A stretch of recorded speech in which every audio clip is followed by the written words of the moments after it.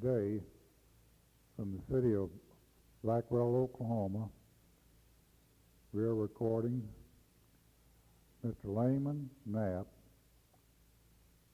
who is a citizen of Blackwell, Oklahoma, for the top of Oklahoma Historical Society and the Oklahoma Living Legends. On this date, September 13, 1972, your interviewer, James Katigan, for the Oklahoma Historical Society. Mr. Knapp, to begin with, let's go into your background and where you started here in Oklahoma, you and your family. I might say that I was born right here, December the 22nd, 1914. My father was W.E. Knapp, known as Bill. My mother was Jessie O. Knapp. Just everybody called her Mom. They came here early in the opening of the Cherokee Strip. In that connection, my father made this race on September the 16th, 1893, and was fortunate enough to, after several contests, to establish himself on a quarter section of land on the Sicaska River bottom in Section 18. In 1896, which is some roughly 3 years later, by that time he was out of the dugout, and he had built a house down on the river bank, and he went back to northern Kansas, to Norton, Kansas, and married my mother. And then she came to Oklahoma with him then, and this then was a home was established there. And I am the youngest of 4 children. Eleanor, being the oldest, Elsie, being the second child and the second sister. Then came my older brother, Elliot, and then myself, Lyman. Maybe I ought to say in this connection, I don't know if it has any point or purpose here, maybe either, but my name, Lyman E. Knapp, I'm named, my namesake, in other words, was one of the territorial governors of Alaska. I've been reluctant, or maybe, or I should say careless, not reluctant. I've been anxious to investigate that history of the family, but I have not. Now, my sister Eleanor has recently become quite a student of the family and has considerable of the family history, and she's living here in Blackwell. Her name's Eleanor Reeser at the present time. She lives on West Russell Street, and I know could make a very interesting interview because she was born in 1900, and she had many recollections that would precede those of mine. Now, I was born at the town of Autwine, which is non-existent now. This was on the Santa Fe between Blackwell and Ponca City on the spur that run across there. And they set up a switch there, and the post office department made a request for names. Well, Dad sent in his proposition for the name of this proposed to be a new town there, and he proposed that they call it Antwine. This was in honor of the Marquis de Antwine, who was a Frenchman in this area, and he lived with the Indians. I cannot tell you exactly which tribes exactly, but I'm thinking with the Poncas, because he is a great-grandfather to some of the Indians that I lease land from at the present time. Well, his writing apparently was something similar to mine, and the post office department made a mistake as they analyzed his writing. And when the name appeared, they did accept that for the town, and when it appeared, it was spelled A-U-T-W-I-N-E instead of Antwine, A-U-N-T. As I recall, he expected the town to be named. But the town flourished for a while and finally diminished, and the centralization has progressed along to where there's not even a switch there anymore, and I've preserved the last whistle stop there, or whistle sign marker of that town that the railroad put up there.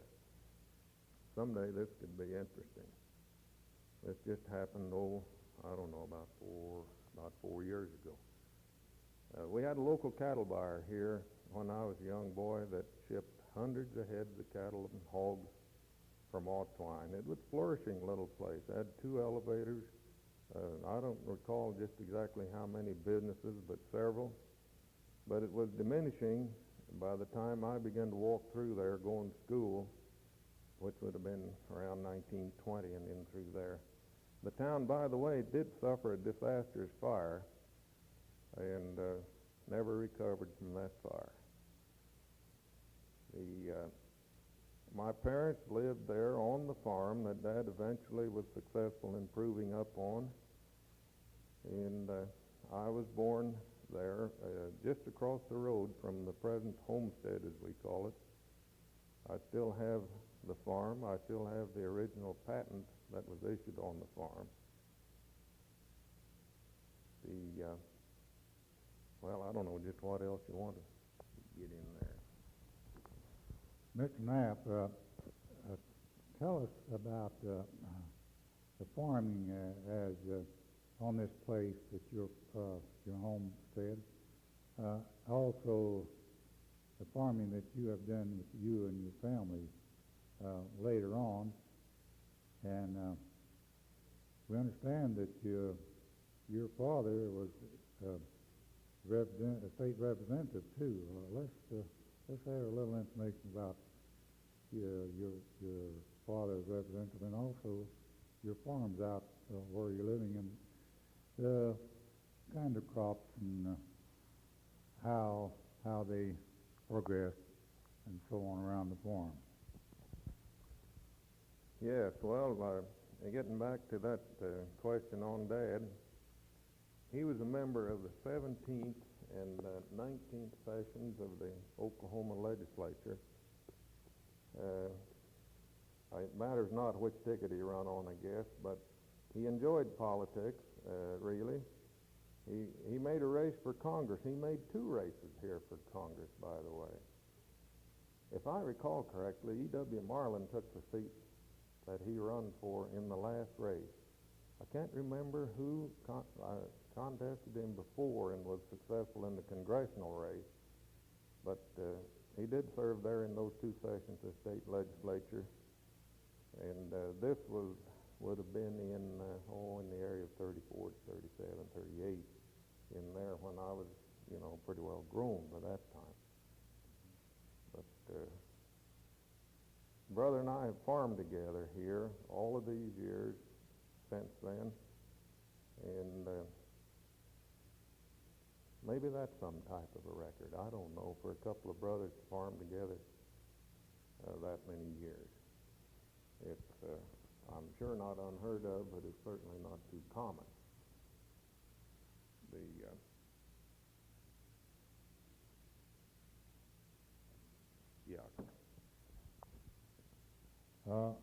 Mr. Knapp, when your father arrived here, tell us about the race that he had for these lands. Well, yes, Dad was a horse trainer, and I think maybe some repute. And there's a sidelight story on this I could tell you, and I get to thinking about it. However, in '93, he was working in Beaver City, Nebraska, for a man by the name of Howard Phelps, he and Phelps were breaking horses to harness as well as to ride, taking them off of the prairie and accumulating them out there, and then taking them east and selling them. He also done this with a man by the name of Collins, but this is a sidelight story I mentioned to you. Anyway, Phelps got a particular interest in the Cherokee Outlet and the race, and mentioned to Dad, let's go make the race, which they did do. So they got a string of horses together, and it started to Kansas City with them to sell them on the Kansas City market. Well, on the way, they heard the bottom fell out of the market, so they diverted and went to Topeka. And apparently, as far as I know, sold the horses there at Topeka and came on down to Arkansas City and set up camp there over on the Walnut River. They were in there, I guess, some 3 weeks early to the race, because in Dad's account in the last race that was published in about 1934-5 by the DAR over at Ponca City, he reports in there that during the time they were waiting for the run and training his horse, their horses rather, he dropped his weight from 185 pounds down to 164 in preparation of the run. Then he tells about how dry it was and the situation preceding the race up at the line, and he tells about him going down 3 days early to register there just south of Arkansas City, and he said when they first arrived there, they was numbered 44 and 45. He said time went along, and they began to wake up that something was going wrong. And that near they could tell there was about 244. So the group that was there early got together, and they organized in companies of 10 with a captain, and he said then they began to make some progress. And the hacks would come out from Arkansas City and stirred up a tremendous dust, and he told about the hot wind. Of course, they slept right there on the ground. They never left the line after they came there. Then he tells about them lining up at the line and finally did get registered, and he finally did get ready to make the run. And the fateful hour arrived, and he was there on the line real close to Arkansas City. And he had chosen, from the maps, of course, section 18 over here. He was going to run for the northwest quarter of 18, 26 north, 1 east. And he tells about how all the various contraptions that were there, everything imaginable, even down to people with just the front wheels of a wagon, you see, and planks dragging on it, and even a gang of people, a man or two or three with spears sitting back there on the rear, watching rear guard to keep others from running over them.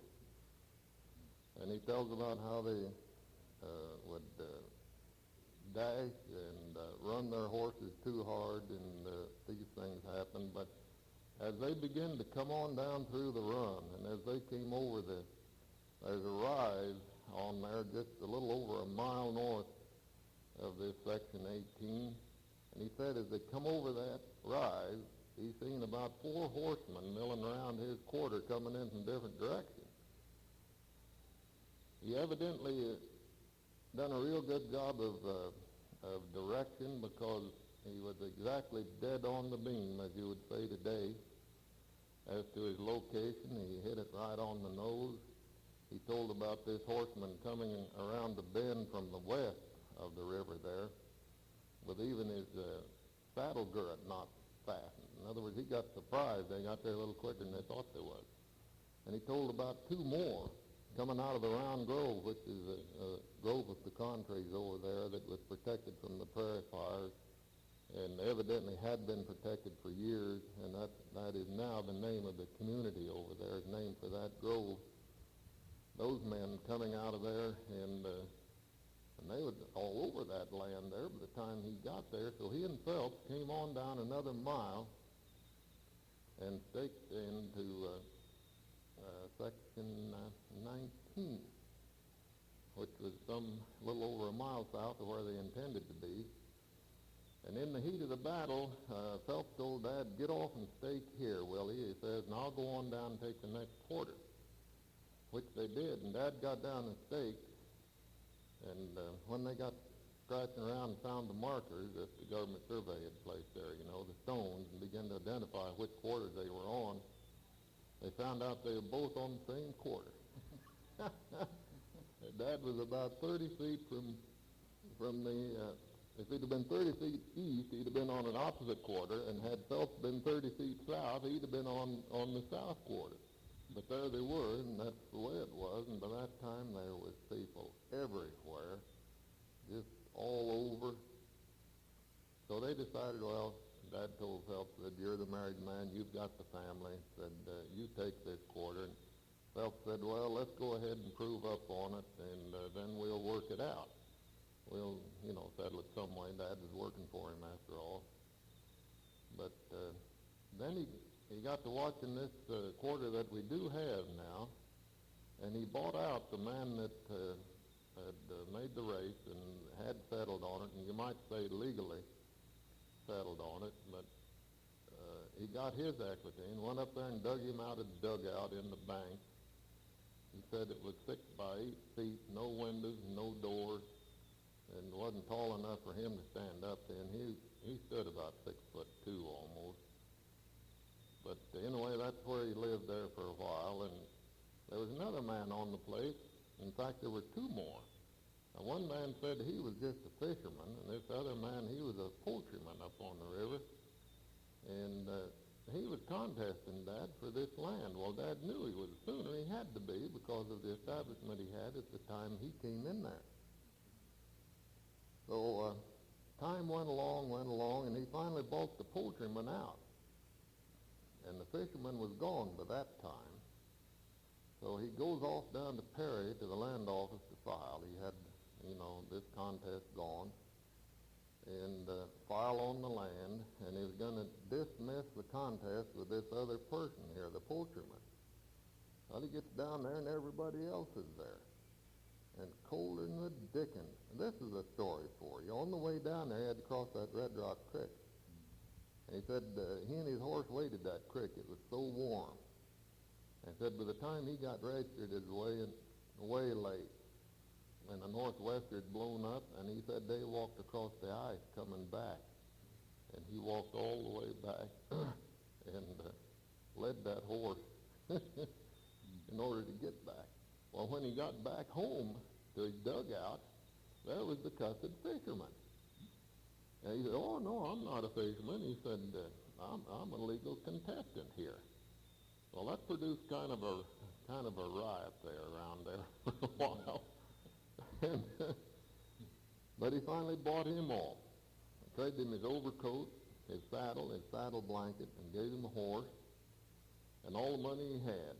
And he goes over to one of the other neighbors and borrows $20 from him to start the winter.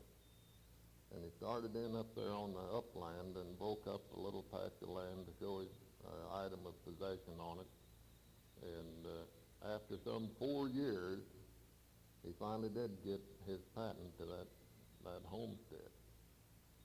One of the other items that is interesting to me was it may have been the day of the run, and it may have been the day after, but he and Phelps looked down on the southeast corner of that quarter, and there was a man down there unloading a prefabricated building.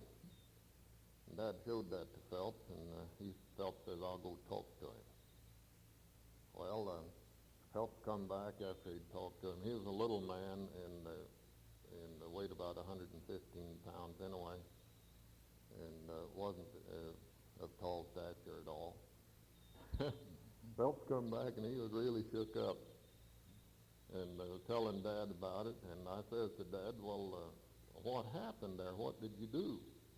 Well, Dad says, I went down there, and he said, I took him by the nape of the neck and the seat of the pants, and I put him over the line. Well, now that building that they came in there with was an octagon-shaped building. And the next day, after temperature cooled a little, Phelps bought the building from the man, and that's still standing down there on the riverbank now. And we know that came in here, if not the day of the run, it came in here the day after the run. But this was a little insight into the nature and the characters of these people. And the other thing there, it might be too well to report that I asked Dad, I said, you go to the movies, and you see people in the westerns, everybody a gun or two, strung all over. Is that the way it was back here in the beginning? And he said, well, yes, it was. And I said, well, there wasn't a lot of people shot with everybody carrying guns like that? Oh, no, he said, no, sir. He said, good and well if you started to run over this man or pick an argument with him or get out of line with him, you knew that he had a gun too, and he said there's an area of mutual respect existed there that today we're lacking on. But we stayed there, brother and I, later since the folks have passed on, and we farmed in the neighborhood of 1,000 to 2,000 acres here, and have got along just wonderfully. And in the course of this farming, I've had an opportunity to handle all of the types of farm power, even into horsepower, that has been in use on the American farm. And of course, the man has no opportunity to choose the area in which he will live. And I've heard other people older than I many times make the remark, had they had that choice to have choose an area, they would have chose the exact one that they did live in.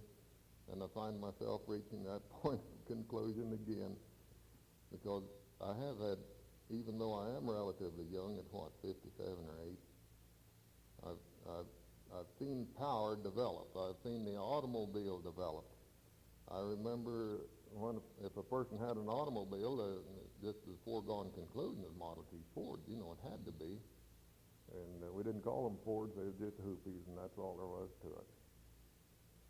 But I've been real fortunate in having the opportunity to handle all these forms of power, and they're interesting to me. They continue to be interesting, and I suppose I'll be interested in as long as I live.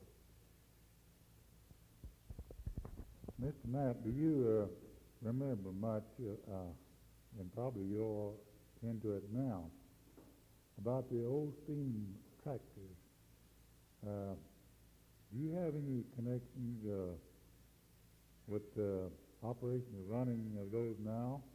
And tell us something about the history and what you expected of tractors this time during the time that they were in use.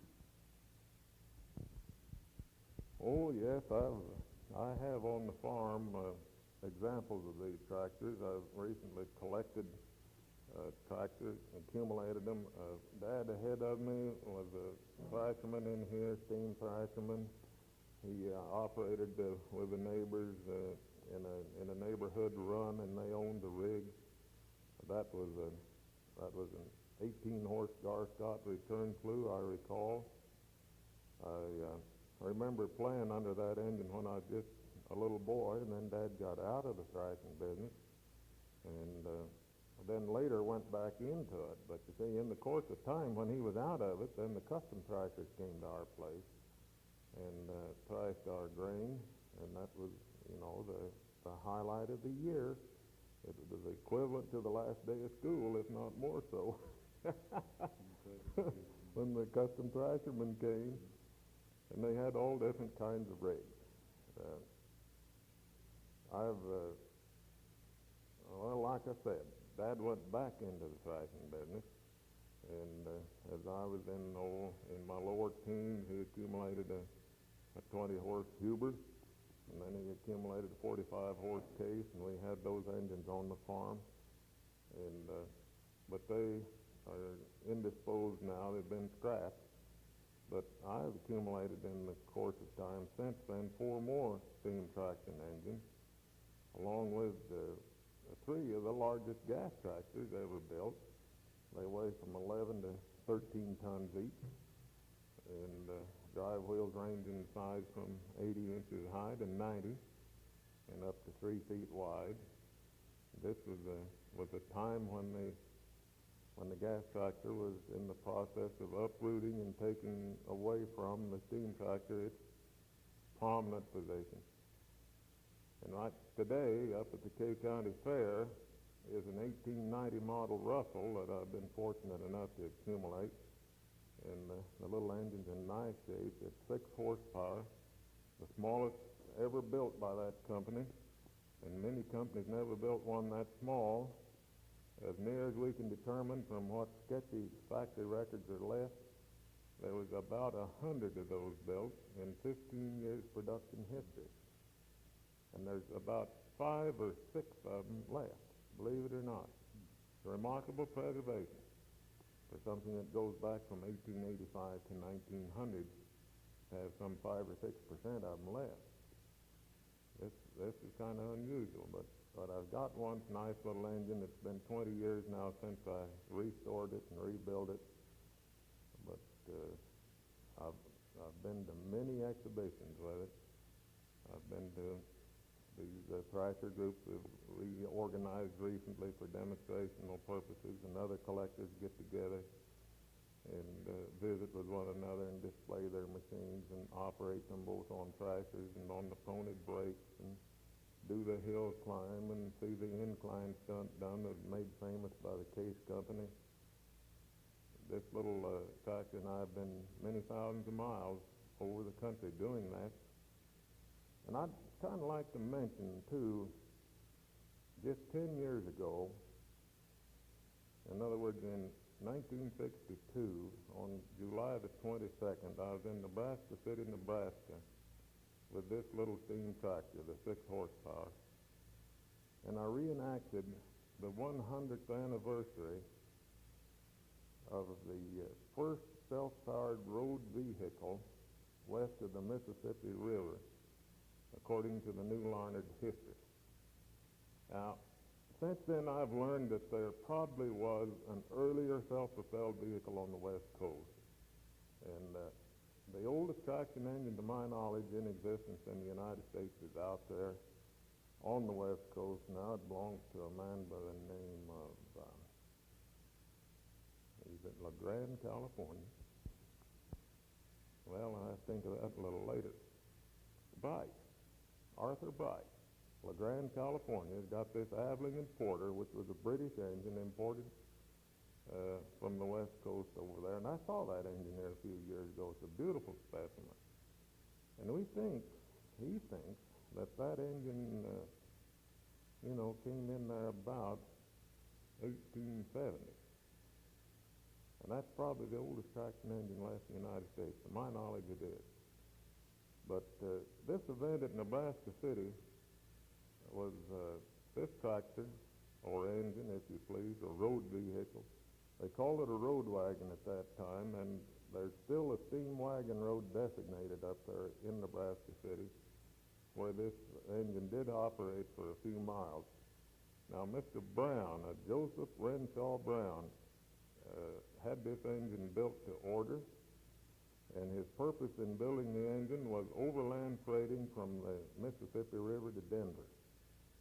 He wanted to get into the transportation business, and he had figured this out to wherein it would be feasible, economically feasible, to haul passengers and freight from Nebraska City, which was the furthest up the river the steamboats went at that time, and was as far as they could go on the river boat, and there everything that went west into the central part of the United States come off of the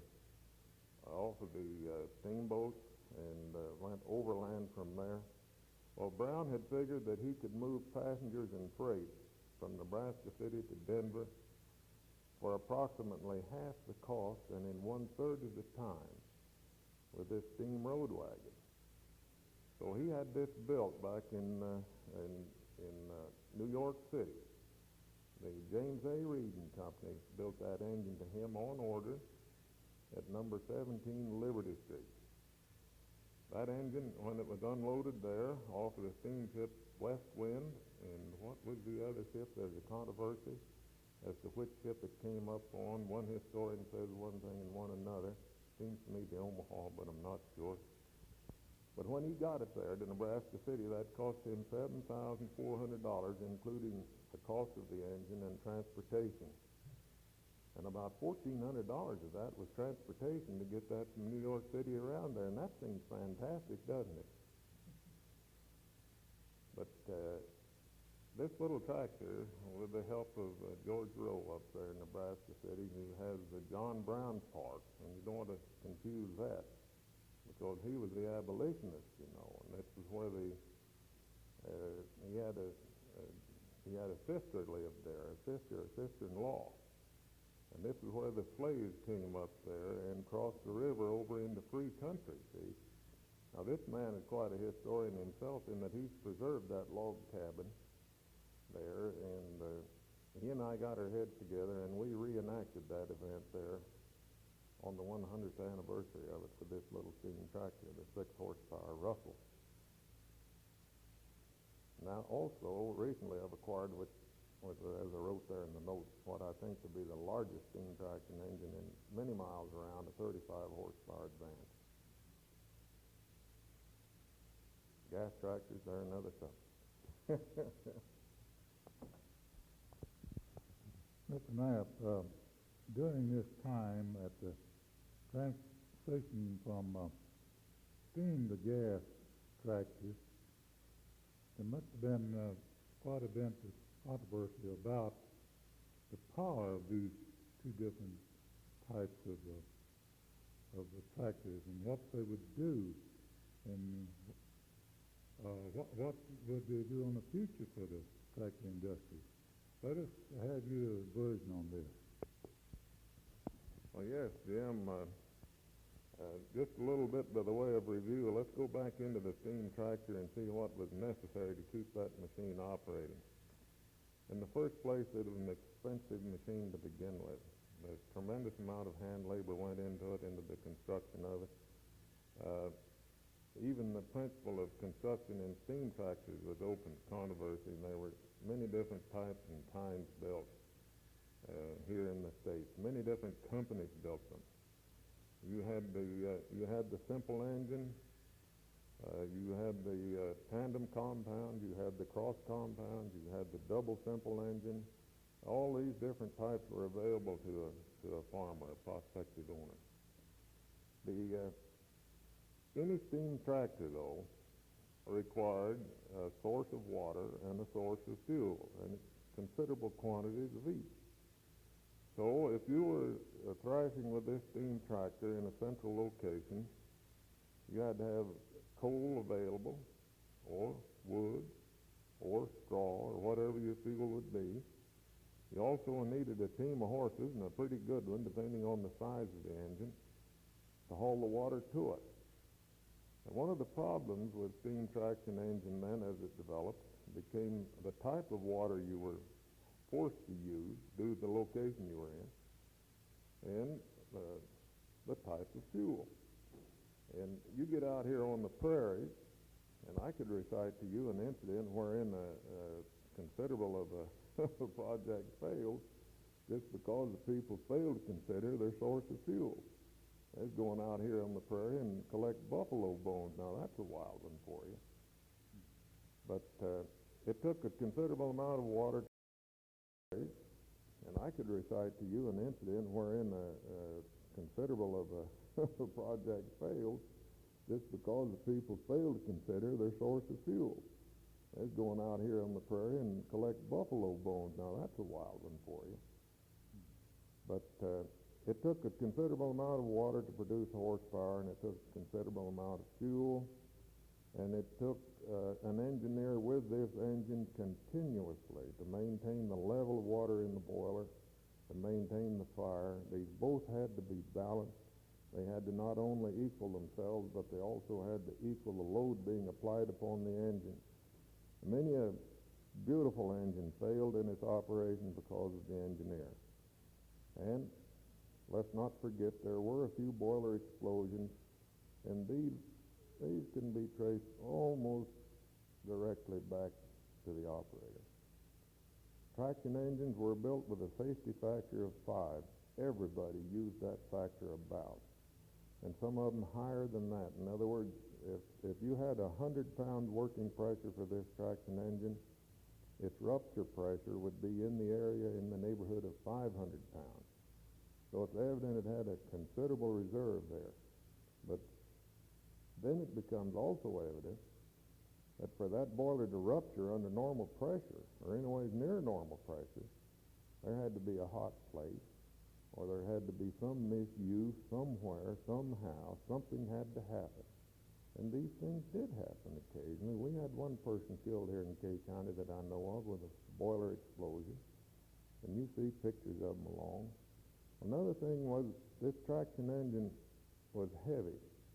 And you got to remember that the bridges and the creeks and the area it had to travel over to get to the different work required crossing these. And they either had to ford that river or creek or whatever it was, or they had to cross that wooden bridge that the county had built there, the state had built there. And many traction engines have crushed many culverts, and some few of them fallen through bridges. So you take into account the weight of the machine, which can sometimes is to its advantage, but in this particular case it was a disadvantage. And you take into account the amount of labor it took to keep it running, the supply of water, supply of coal. And here comes the internal combustion engine appears, and the common term for that, tractor. It begins to come on the picture. And these tractors then found themselves having to match themselves with the steam tractors. They had to get out there and do the work that the steam tractor was built for and had been built for and had done for many years. So by and large, the early day gas tractor or internal combustion tractor was built on the principle of a steam tractor, and it was of the type that would do some similar type of work. Many of them, not all of them, but in the early stages, all of them about, had the open gearing identical to the steam tractor. They had no anti-friction bearings. They had the additional problem of ignition, the additional problem of lubrication. You got to remember that oil wasn't just everywhere, and the kerosene lamp was in common use. The electric lamp was kind of unknown. There's a good many candles around yet, and this changes the perspective a little bit as to your thinking. Many a gas tractor failed once again just because of the operator, or if his magneto failed, there was no service around for him. He had to get it into, well, for instance here, maybe Wichita, Oklahoma City, to get magneto service in the early days. And if you didn't recognize that problem yourself, you didn't know what was the matter with that. You cranked your head off, and it still didn't run. So there's many a headache associated with them. And it took quite a little period of time to get this transition in. Now the gas tractors, several of them were designed and on the market in 1909. But once again, it took another upheaval, let's say, to really kind of bring them into use, and that was World War I. This is when the steamer began to fade out. And few companies built steam traction engines after 1920, and by that time, many of them had quit building traction engines. So here come the gas tractor in all different forms. By and large, the gas tractor was lighter. It had larger wheels, less pressure per square inch on the soil, and many characteristics that was favorable to it, and it eventually did prevail. But the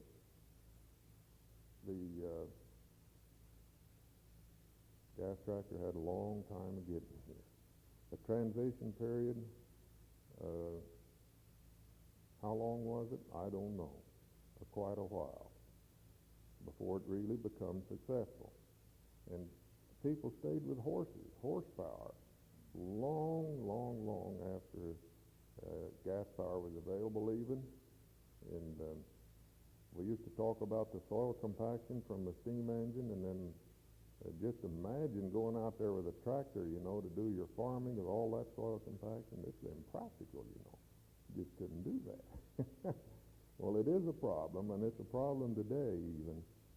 But the gas tractor did come, but when you hop on your tractor today and push a button and roll up the windows in the cab, and the air conditioner comes on, and the evening comes on, you turn on the lights and all of this, that didn't happen all at once.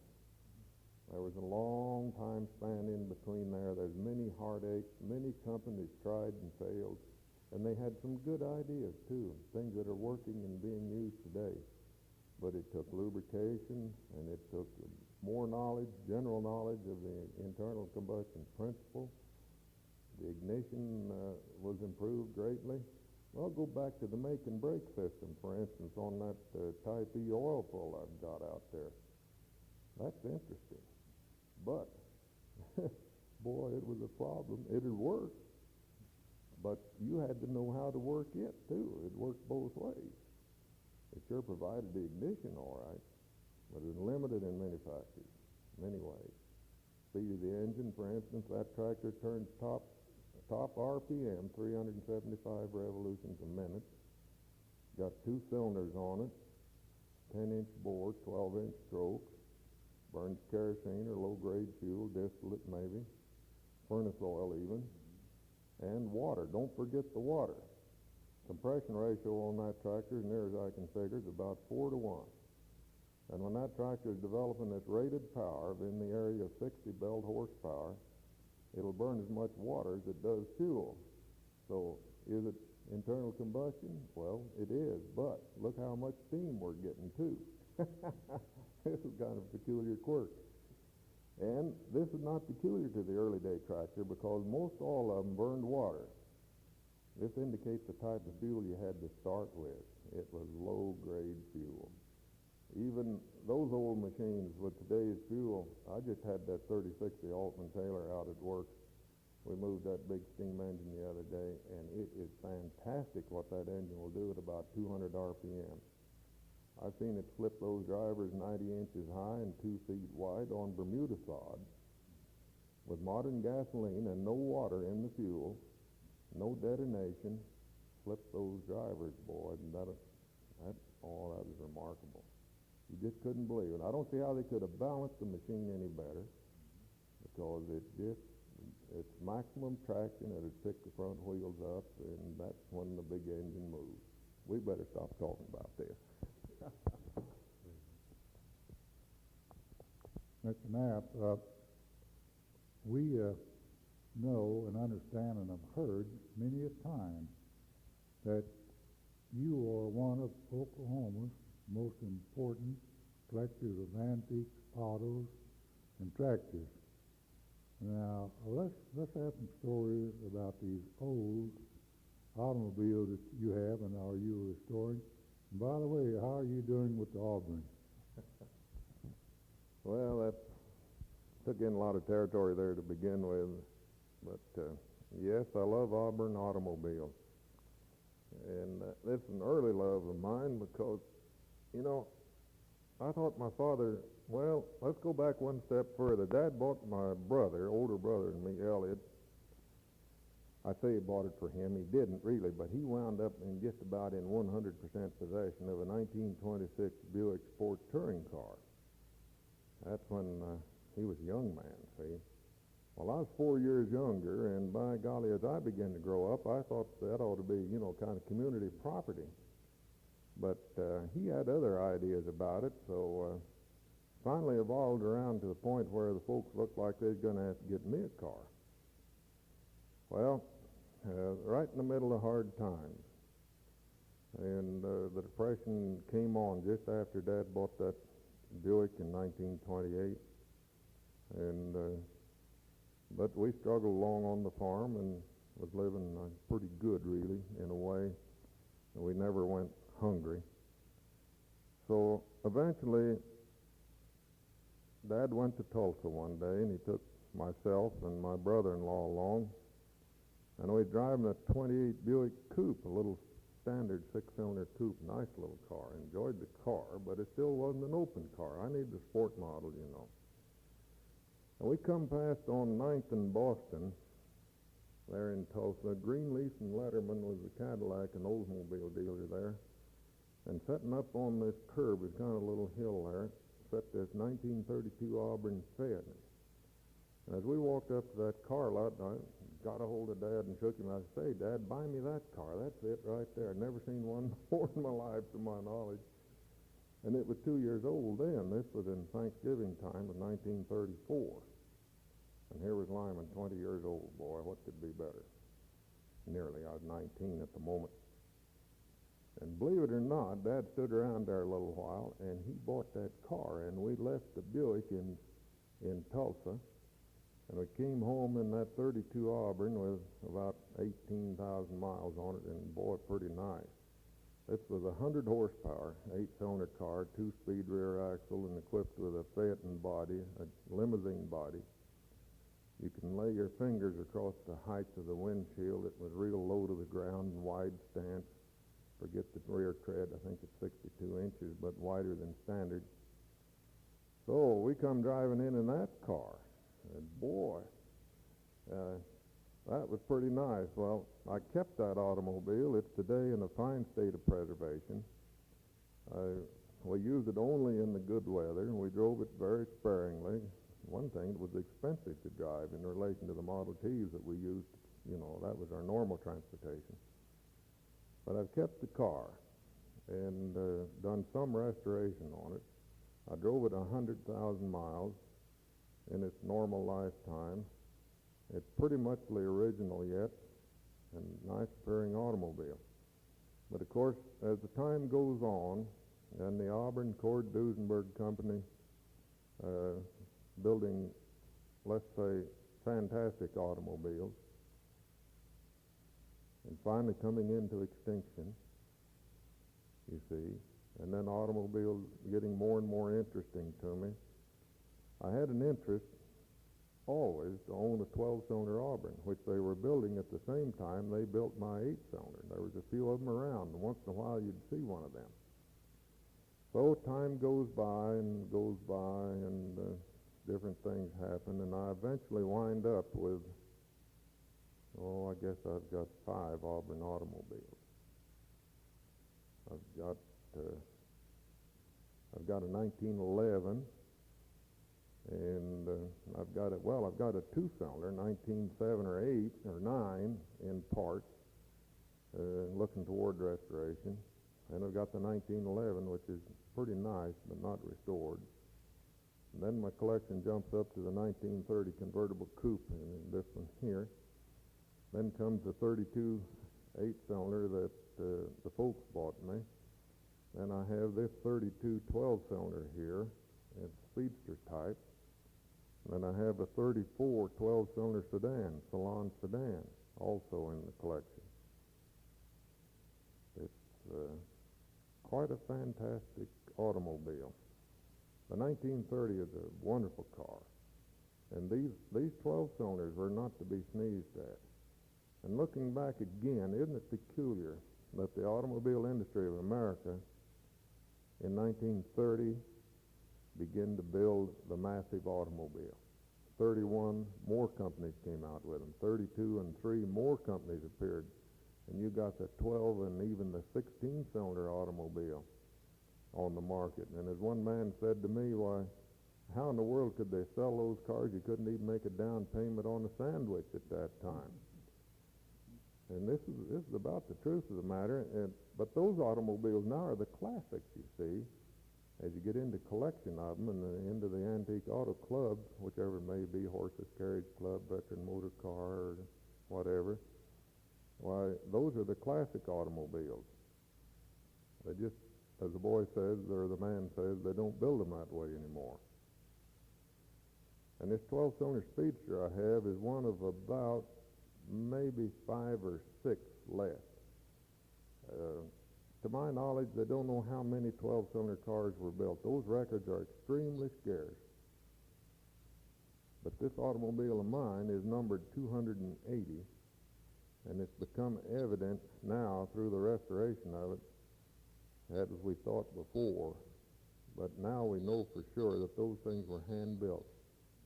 And how they built those cars and sold them for the price they did, I think that Speedster knew you could have bought that car for around $1,250 in the 12-cylinder type.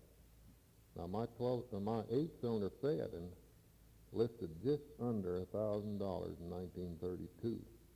Well, of course, dollars were a lot bigger than they are now, too, as far as that goes. But a comparable automobile of other makes was costing in the area of 100% more.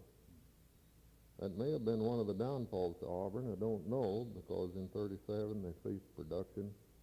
But in the course of that production, they built 2 of America's prominent front-wheel drive cars, which is the Cord And also associated with them was America's, probably the world's greatest automobile, and some people say that, the Duesenberg. Boy, I've got an issue of Motor wherein they are explaining the new supercharged Model J Duesenberg and claiming the car would standing start to 100 miles an hour in 17 seconds flat. And it takes a pretty good sports car to do that today.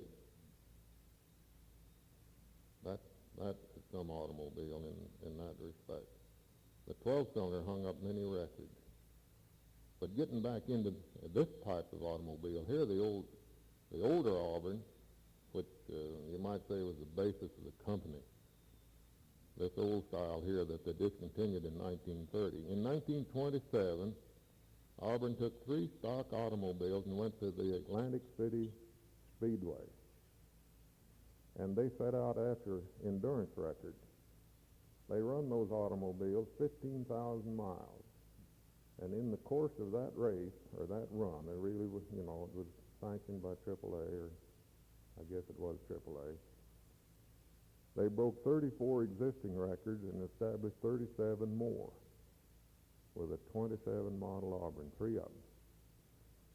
So they've kind of, had some things going for them. And, of course, I might mention, you want me to talk about Glenn?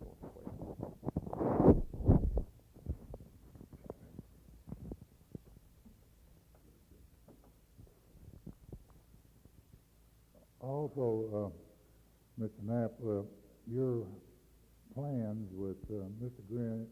Glenn Prey of Broken Arrow, Oklahoma, are going to be turning out something in the way of restoring these older cars. Let us know about some of the plans you have with Mr. Prey for this. All right, let's give a little background maybe on Mr. Prey. And I mentioned the demise of the Auburn Cord Duesenberg Company, which perhaps is no reflection on them exactly. There's different stories about how it come about and why it come about, and we won't go into that.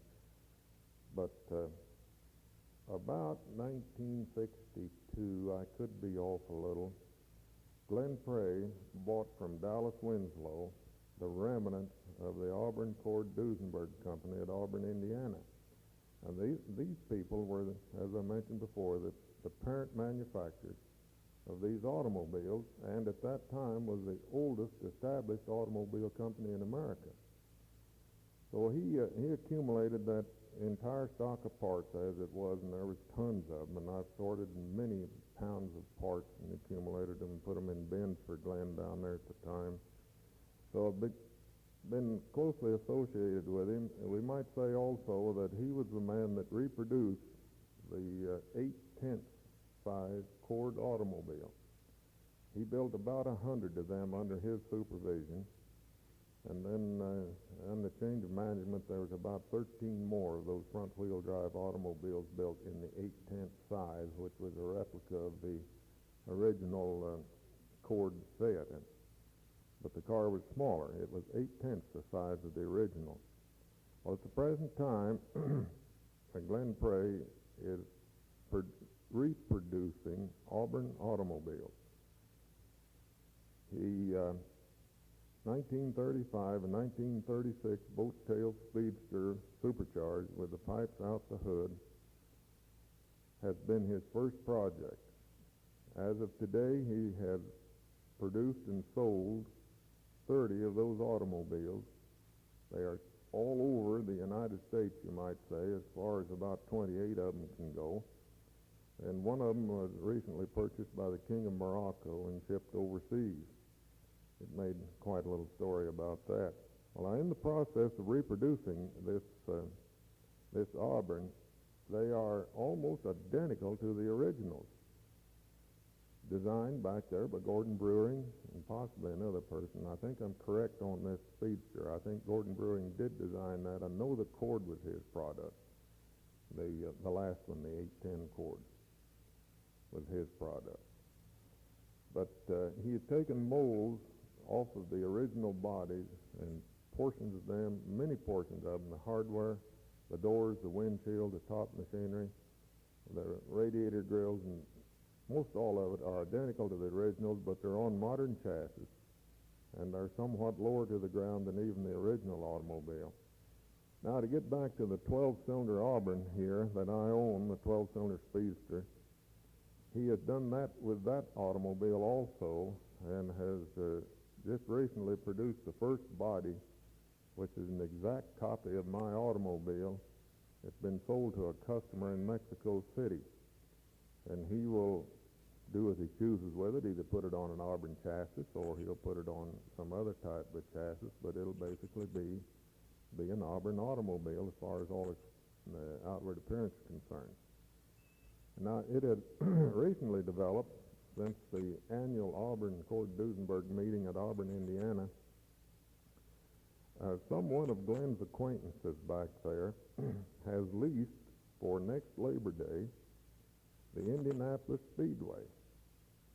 And he is going to run 4 of each, 4 Auburns, 4 Cords, and 4 Duesenbergs on a 24-hour endurance run on the Indianapolis 500 Speedway.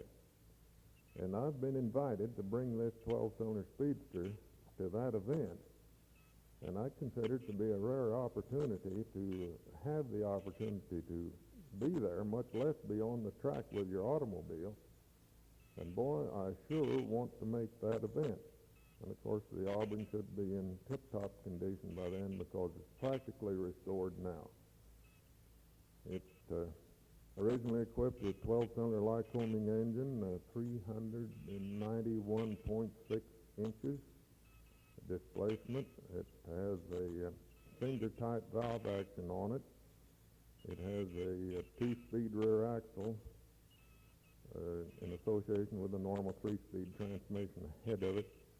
The top ratio on this automobile is 3-to-1 on a 717 tire. The 3,000 RPM on that motor is going to produce about 100 miles an hour. I don't know exactly, but somewhere in that neighborhood. And I also, the company, the parent company, Auburn, took one of these cars to the salt flats back in '32. And this was the first production automobile, this type of a car, the first production automobile to officially exceed 100 miles an hour. The automobile stripped, sand fenders, and I don't know what else, but still with original equipment on it, hung up a record of 118 miles an hour there on those official runs. So all speed hasn't been recently. I'm really thrilled to have this opportunity, which I think will develop through Glen Prairie, to go to the Indianapolis Speedway with a 12-cylinder Auburn at 1932 model, and as I said, numbered 280. I don't know how they built the Speedsters. They had a full line of bodies on the 12-cylinder. The history of the 12-cylinder is lost about. A man by the name of Mellon made a recent survey, and there's less than 50 12-cylinder Auburns known to exist now. By comparison, you can look over to the Cord history, and while they produced about 4,400 of that 810, 812 series Cord, there's roughly half of them still in existence. And you can go into the Duesenberg history, which ordered their material in quantities of 500 and produced less than 500 automobiles because of parts that was used from it and left for parts stock and one thing or another. And those automobiles, there's about 50% of them left, believe it or not. It just don't seem plausible, and it is unusual to think back that there's probably more parts for a 1932 Auburn available today than it is for our Ford, Chevrolets, Chryslers, what have you. But As the stories have been written about the Auburn Accord and the Duesenberg, it's the automobile that refused to die. And there's just been a lot of stories written about it. Automobile Quarterly has been one of the leaders on that, and they've got some remarkable stories about them. Thank you.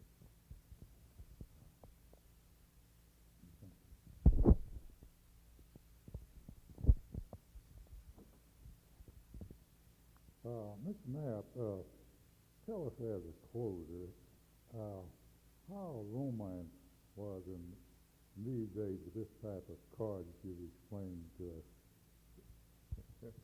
Well, that's a good question. I guess a man could go around it in different ways. But, you know, old Knapp being what he is, he had to have some help some way, somehow. But the wife and I was married in that 1932 Auburn. We were both proud of it, I'm sure. We kid one another in lighter moments that she only married me for the automobile, but time has proven otherwise. I might also mention that my mother used to go with my wife's father when they were children up in northwest Kansas and Nebraska, up there in that area there.